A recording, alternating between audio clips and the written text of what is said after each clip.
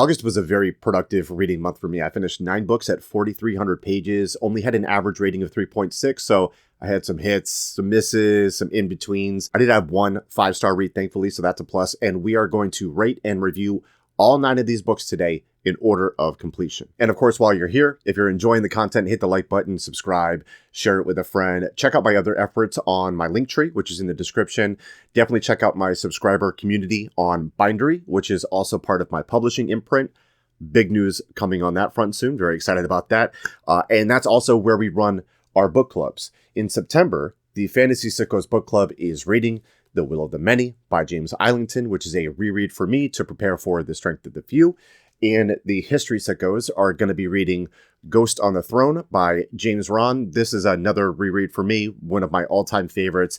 I know the community are going to love those, and we'd love to have you with us and discussing those in our Discord server. So give it a think if you want to join a super chill community with fantastic book recommendations. Anyway, let's get into the 9 books that I read in August in order of completion, starting with Greek lessons. And I am so bummed about this one because the other 2 books that I've read from Han Kang really hit, like The Vegetarian and Human Acts, but this one left me feeling absolutely nothing, which is, again, surprising because I've loved Kang before and she makes me feel all the feels. But yeah, this is about 2 individuals that form a connection after having become isolated from the world after their own personal traumas. One of them is a woman who became selectively mute, and another is a university lecturer who is losing his sight. So they both got something going on, and they sort of trauma bond and find their way to that bond that goes beyond conventional forms of communication.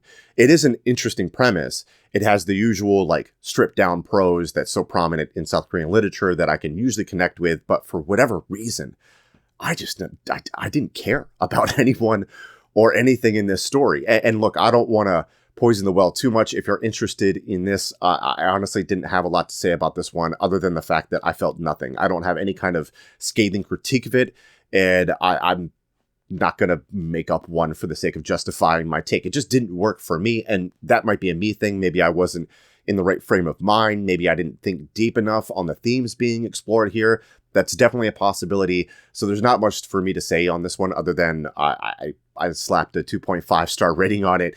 And I would encourage you instead to read Human Acts and The Vegetarian by Han Kang. For my next book, I did a review of Shogun by James Clavell on my short form platforms, and I'm just going to go ahead and throw it to that. I really wanted to love Shogun by James Clavell. I invested a lot of time and brain power into it. I had a whole media immersion plan to go along with it, just like I did with Lonesome Dove, but lightning did not strike twice. Let's talk about why. Now, Shogun is a thick boy historical novel set in feudal Japan towards the end of the Sengoku Jidai, aka the Warring States period. Our protagonist is Blackthorn, an Englishman who shipwrecks off the coast of Japan, and he becomes embroiled in the feud between the rival daimyos, blah, blah, blah. Here's where my problems start. I did not share in Blackthorn's cultural shock. I know who the real-life William Adams, Ishida Mitsunari, and Tokugawa Ieyasu are. I've read about the Battle of Sekigahara. I've also consumed large quantities of Japanese media, and I'm not saying that to be like, wow, look at the big brain on Michael. I'm saying it because it will hit harder for you if you come into it with little to no awareness of these things. You won't notice the flaws in how Japan is presented as much, which is a long list of grievances, like the hyperfixation on seppuku or the elementary school level linguistic quirks. Nay, those pervasive flaws won't rip you out of your immersion every other page like they did with me. And I wanted to be invested in the, at times, quite excellent political intrigue and character development. But when you, for example, devote 2 scenes to talking about the massive hog on Blackthorn, or ramble on about pillowing and the toys you can use for a whole chapter, or get any number of things about Japanese culture, political structure, or language, or naming conventions wrong, that immersion gets broken time and time again and turns what is mostly a deliberately and acceptably paced novel that has great payoffs peppered throughout into a slog. And finally, Shogun has textbook elements of white saviorism and Orientalism. Debate all you want on the severity of those issues, but the recent adaptation clearly recognized this, made tweaks, and was better off for it. 3 stars. It had things that I loved, things that I hated. I was able to finish it even though it was over 1,500 pages, so It's a book that I read that I'm deeply conflicted about. What did you think of it? And do you agree or disagree with my takeaways? So yeah, that was a disappointing one for me. I did the whole like Shogun immersion media plan where I had all these different things that I was doing. I was playing games along with it and watching TV shows and movies. And literally everything I did Shogun adjacent or consumed Shogun adjacent, I just enjoyed much more than Shogun. So disappointment, but what are you going to do? And for the third book, this is Empire of Pain. And this is another one that I filmed on a different day. It was actually yesterday, so not that long ago. So we're going to go ahead and kick it to that. This one was a banger. The best book I read in August was a 5-star banger that also thoroughly pissed me off. Let's talk about Empire of Pain, The Secret History of the Sackler Dynasty by Patrick Radden Keefe. This is a sweeping investigation into how the Sackler family fueled the opioid epidemic in America, tracing the rise of the Sacklers across 3 generations and their control of Purdue Pharma as they pioneered aggressive marketing strategies, provided lavish incentives for doctors, misled the public with false claims about the addiction risks of drugs like OxyContin, exploited regulatory gaps, shielded themselves through philanthropy and legal maneuvering, influenced FDA officials, and managed to fully rebrand pain treatment while collecting staggering profits, all at the cost of sending millions of Americans into a disastrous spiral. It's honestly shocking how bold, greedy, and corrupt so many people in this story are, and it's not just the Sacklers. There are so many people in the chain that failed both morally and ethically. And actually, I take that back. It's not shocking. We know what wealth can buy in this country, whether it's political donations at the state and federal levels, donations to medical schools and physicians, or the promise of future opportunities to regulators like Curtis Wright, the FDA official who oversaw the approval of OxyContin in 1995. He later left the agency to take a lucrative job at Purdue Pharma. And it's clear these Sacklers weren't operating in a vacuum. They thrived in a system where profit routinely outweighs ethics and where the wealthy can purchase immunity from accountability. And hats off to PRK, because what could have been a dry corporate history is instead a gripping narrative that reads like a novel while remaining buttoned up in meticulous research, hundreds of interviews, and extensive court records, making this equal parts biography, true crime, and social history, and entirely enraging.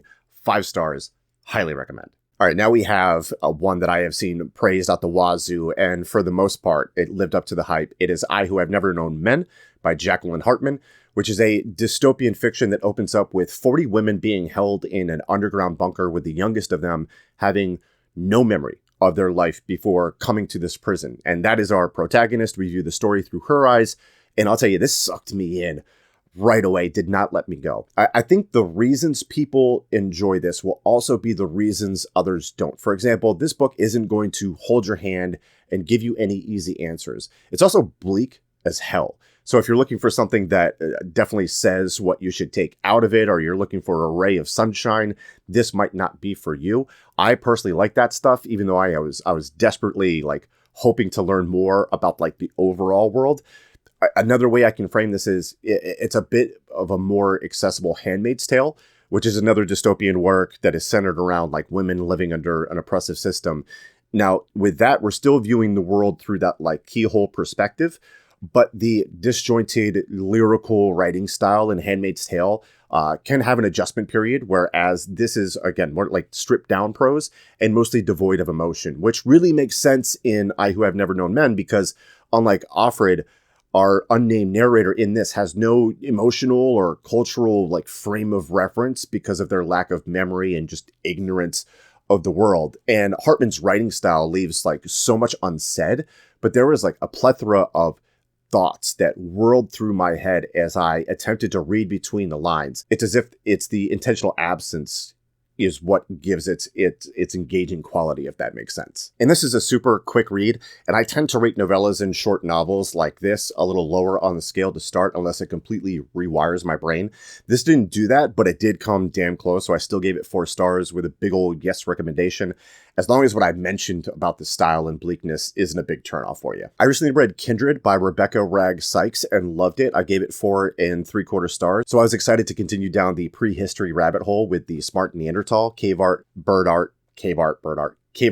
catching, and the cognitive revolution by Clive Finlayson. The main argument this book is making is that the cognitive revolution theory is bunk, and new research, particularly from like ancient DNA and archaeology, is slowly transforming that narrative. One of the ways the author tries to set out to prove this is by exploring the link between Neanderthals and birds.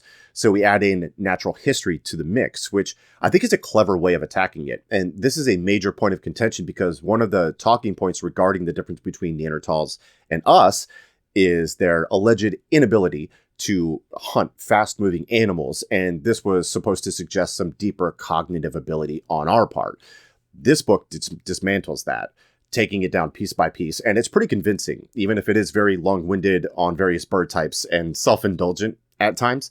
So while this did have issues with the execution and maybe the author's ego, I do think people with a larger interest in natural history and birds and don't mind the travelogue portions as much will appreciate this more. And overall, I think the argument, again, is well made. It's another valuable piece of the puzzle that is coming together and challenging like the out of Africa and cognitive revolution schools of thought, because I do believe that our relationship with Neanderthals is much more complex and connected than we've been led to believe. And because of that, I still gave this 3.5 stars and got a lot of value out of it. The Fantasy Sickos Book Club read for August was a mixed bag for me. Allow me to explain. Foundryside by Robert Jackson Bennett is book 1 in the Founders trilogy. Our main character is a thief named Sanchia, operating in a city fueled by this advanced industrial magic known as scriving. The book opens with Sanchia on this heist, and it pushes her into this conspiracy after it becomes apparent that the artifact that she's been hired to steal is like, super powerful. And I would say that the opening was pretty gripping. Those early returns gave me a lot of hope that this would bang for me, but ultimately, unfortunately, it fell apart for a number of reasons. So let's go over some of my pros and cons. For the pros, I mentioned the magic system, which I thought integrated well with the characters and the plot. It was interesting, flexible, the way our characters' understanding of it evolved, and that in turn contributed to like scenes where they had to problem solve their way out of a situation.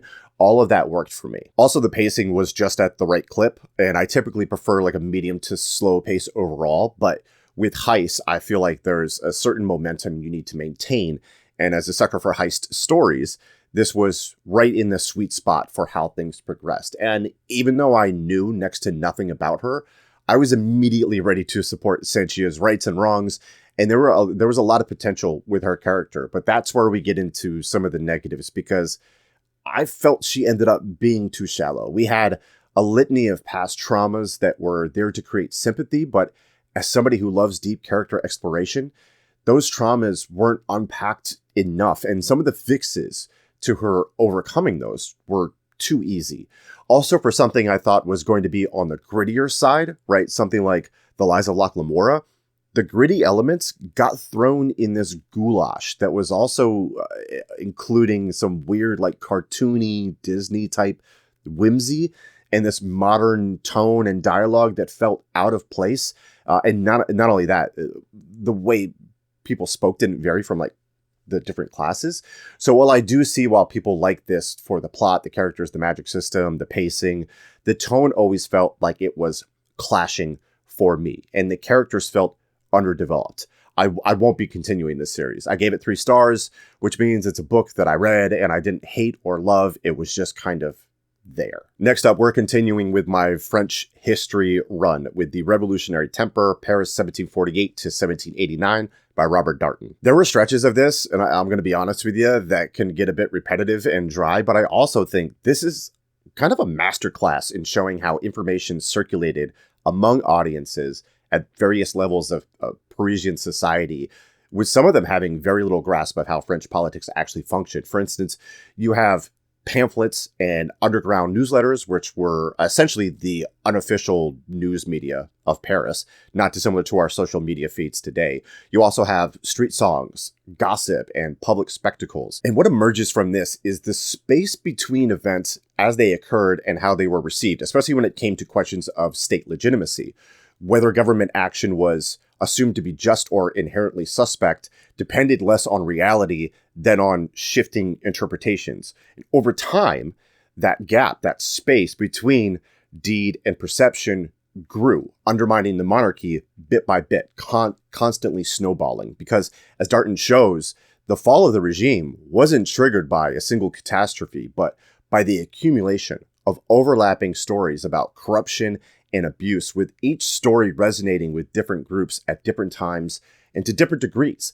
All of these various events and issues and scandals and fumbling of the economy and the price of bread and so on chipped away at the legitimacy of the monarchy until there was nothing left holding it together. And this was recommended to me by one of our subscribers in our community on Bindery as a primer for A New World Begins by Jeremy Popkin, which directly deals with the French Revolution, because I'm sure that does cover what came before, but the revolutionary temper captures the build-up to those events in detail, and it really does provide such a unique angle in how this thing is covered. 4.25 stars.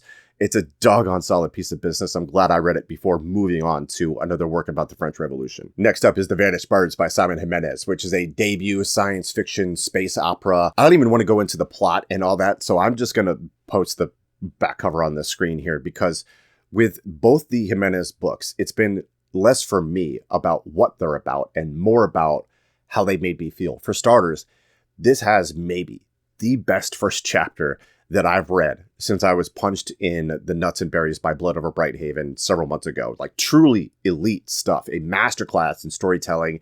And it had me thinking, okay, despite what I've heard, maybe this will be on par with Jimenez's other book, The Spear Cuts Through Water, which is one of my favorite books of all time, regardless of genre.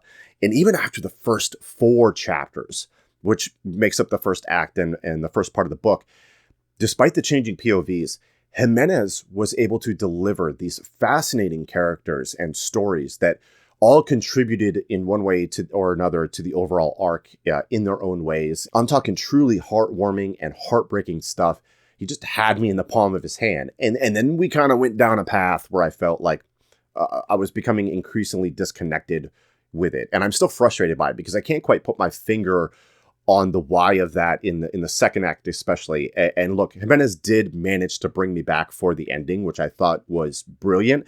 But for about 200 pages, I just kept wanting to return to that experience that we had out of the gate. And it just never reached that same high. And I think part of it was that the story got too expansive to retain its intimacy. So while I thought The Spear Cuts Through Water was the perfect length, not too long, not too short, the focus was always exactly where it needed to be, I believe we could have chopped probably about 100 pages out of this and still kept that 5-star feel and connection. Now, I still gave this 4.25 stars because the early highs were so high, and it did stick the landing.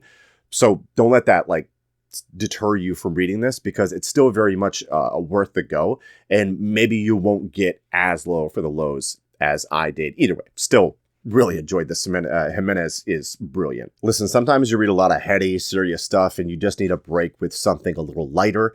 So my book to break all that up was one that I got for my wife when I went to a trip in DC this May. She read it, she enjoyed it, and I figured I'd give her a go. And that book is Done and Dusted by Lyla Sage, book 1 in the Rebel Blue Range series. And I'll tell you, even though I only gave this 3 stars, which is still a decent rating, by the way, this was quick and fun. It was exactly what I was in the mood for. In this, we follow Emmy Ryder. She is a champion barrel racer, which, if Yellowstone taught me anything, it's that barrel racers can be a bit wild. Now she returns to her hometown after an injury sidelines her. And this is where things start to get a little weird between her and her brother's best friend. You can imagine what happens from here as Emmy tries to recover from her injury and the trauma that comes with that. There's a whole forbidden romance angle to unpack while operating in this close-knit small town dynamic. So while it's not full of surprises, I just vibed with it. And I'd say the only issue that I had with this is something that pops up in other books with spice in them, like Morning Glory Milking Farm, for example. Thinking of how to phrase this. The main male character, when things are getting steamy, they tend to say some aggressive and wild things, like over and over. And it honestly makes me chuckle, which I don't think is the intended effect, but I just need them to take it down a notch. I'm not a prude or anything, but they are they're not even at an 11. They are at 111 with some of the filthy things that fly out of their mouth. Just take it down. Anyway, that aside, this was a fairly chill way to end the reading month, and I had a good time with it. So that is 9 books, 9 ratings, and reviews. I want to know how your reading month went, and especially I want to know the best book that you read in August. So leave that in the comments. And I thank you for hanging out with me for this entire thing to hear me yap about books. I will see you on the next one. Appreciate y'all.